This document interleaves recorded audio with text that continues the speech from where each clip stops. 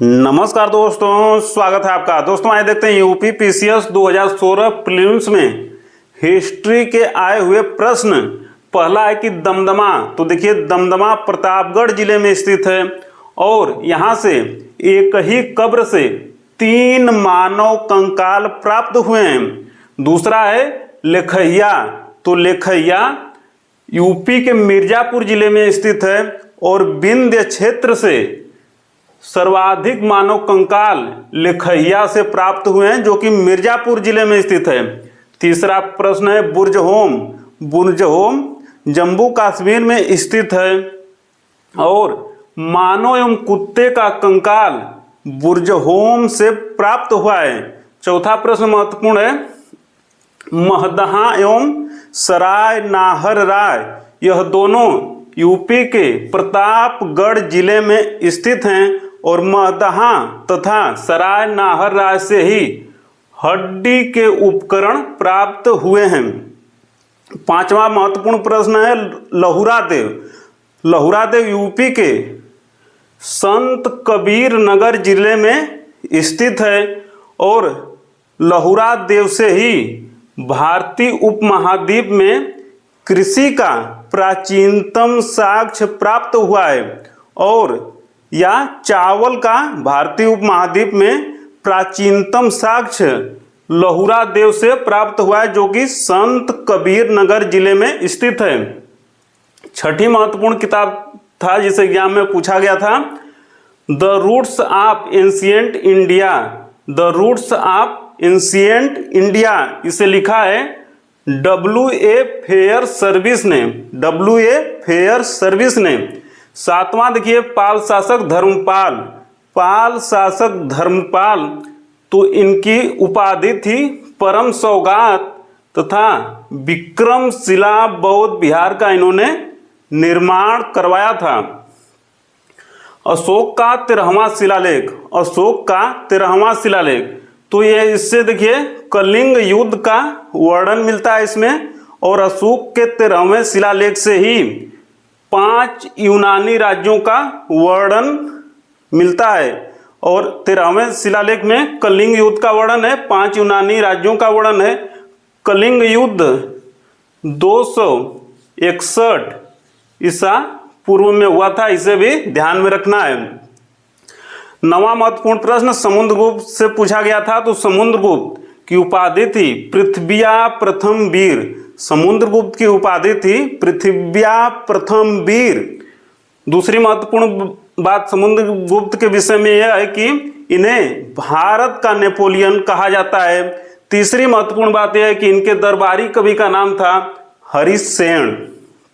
10वां बहुत ही महत्वपूर्ण प्रश्न था कृष्णदेव राय के संबंध में, तो कृष्णदेव राय का देखिए शासनकाल है 1509 ईस्वी से 1527 ईस्वी के मध्य। इन्हें आंध्र भोज भी कहा जाता है। बाबर ने कृष्णदेव राय को अपनी आत्मकथा में भारत का सर्वाधिक शक्तिशाली शासक बताया है और कृष्णदेव राय ने अपनी मां की स्मृति में नागलपुर शहर बसाया। कृष्णदेव राय ने अपनी मां की स्मृति में नागलपुर शहर बसाया और हजारा मंदिर का भी निर्माण करवाया था। कृष्णदेव राय के दरबार में 8 दिग्गज तेलुगु कवि रहते थे। कृष्णदेव राय के दरबार में 8 दिग्गज तेलुगु कवि रहते थे जिन्हें अष्ट दिग्गज कहा जाता था। और कृष्णदेव राय ने तेलुगु ग्रंथ अमुक्त माल्यद की रचना की है। देखते हैं 11वां बहुत ही महत्वपूर्ण प्रश्न की भारतीय गौरव का अंतिम सूर्य किसे कहा जाता है। भारतीय गौरव का अंतिम सूर्य हेमू को कहा जाता है। अकबर के संबंध में प्रश्न था, तो अकबर का शासनकाल देखिए 1556 ईस्वी से 1605 ईस्वी के मध्य है और अकबर ने लाला कलावंत से हिंदू संगीत की शिक्षा ली अकबर ने लाला कलावंत से हिंदू संगीत की शिक्षा ली और अकबर स्वयं नगाड़ा बजाने में प्रवीण थे।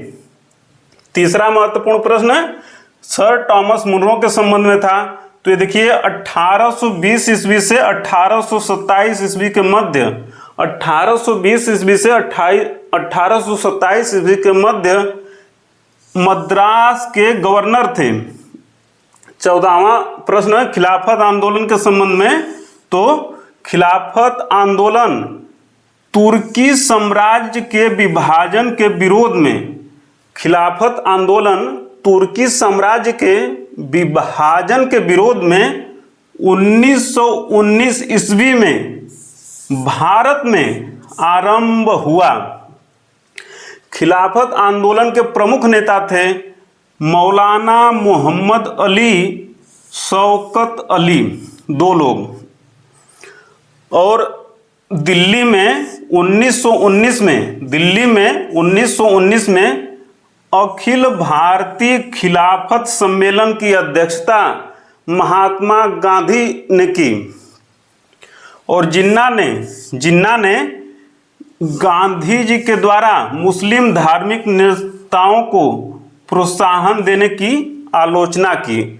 गांधी जी द्वारा मुस्लिम धार्मिक नेताओं को प्रोत्साहन देने की जिन्ना ने आलोचना की थी। जिन्ना का कहना था कि गांधी जी को धर्म को राजनीति में नहीं मिलाना चाहिए।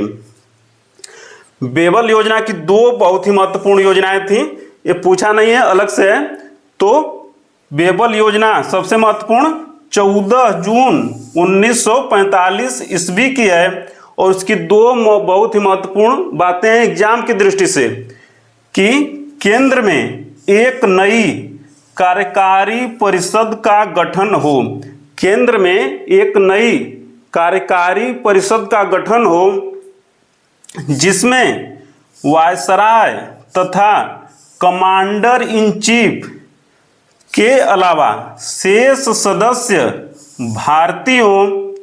बेबल योजना 14 जून 1945 की दूसरी विशेषता थी, दूसरा मतलब इसमें बात थी कि कार्यकारी परिषद एक अंतरिम व्यवस्था थी जिसे केवल तभी तक देश का शासन चलाना था जब तक कि एक नए अस्थाई संविधान पर आम सहमति नहीं बन जाती। तो बेबल योजना 14 जून 1945, यह प्रश्न पूछा नहीं था लेकिन आगे आने वाले एग्जाम की दृष्टि से बहुत ही महत्वपूर्ण है। तो मिलते हैं दोस्तों अगले प्रश्न में, तब तक सादर नमस्कार।